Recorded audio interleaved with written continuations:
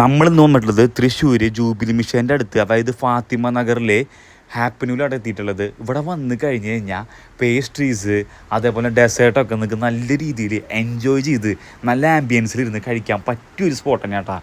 എൻ്റെ ഫ്രണ്ട്സ് എനിക്ക് ഇവിടെ വന്ന് കഴിഞ്ഞാൽ മസ്റ്റായിട്ട് ട്രൈ ചെയ്യണമെന്ന് പറഞ്ഞ ഒരേ ഒരു ഐറ്റമാണ് ഇവിടുത്തെ മിൽക്ക് കേക്ക്. ആ ഒരു ഐറ്റം ട്രൈ ഔട്ട് ചെയ്യാൻ വേണ്ടിയിട്ടാണ് നമ്മളിന്ന് വന്നിട്ടുള്ളത്. ഈ ഒരു ഐറ്റം കഴിക്കണമെങ്കിൽ മോർണിംഗ് സാധനം ഇവിടെ ഉണ്ടാവും, പക്ഷേ 1 മണി 2 മണി ആകുമ്പോഴേക്കും സാധനം തീർന്നു പോകും. അത്രയ്ക്ക് ഇവിടുത്തെ ഹൈലൈറ്റ് ഐറ്റം തന്നെയാണ് കേട്ടോ.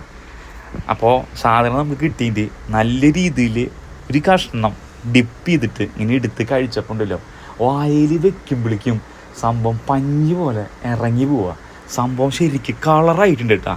നിങ്ങളെല്ലാവരും വരാം, ജസ്റ്റ് ഒന്ന് ട്രൈ ഔട്ട് ചെയ്യുക ഒരു ഐറ്റം. പേഴ്സണലി ഞങ്ങൾക്ക് 2 പേർക്കും നല്ല രീതിക്ക് തന്നെ ഇഷ്ടപ്പെട്ടിട്ടുണ്ട് കേട്ടോ.